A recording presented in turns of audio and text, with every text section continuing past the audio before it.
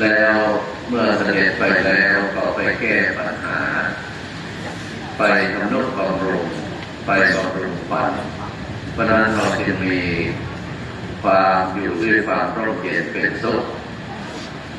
เสด็จไปภาคอีสานก็ไปประทับแรมที่พระตำหนักที่อีสานเสด็จไปภาคใต้ก็ไปประทับแรมเพราะนั้นพระองค์ท่านพร้อมด้วยพระบรมวงศานุวงศ์นั้น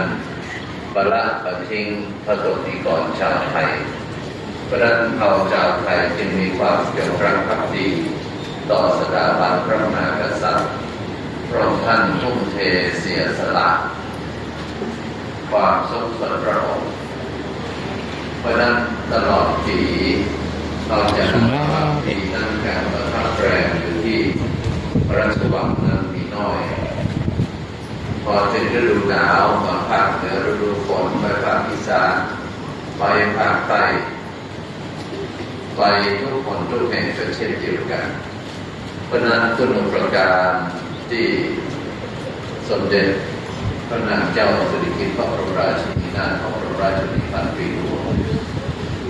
ท่านจะมีโครงการต่างๆที่ช่วย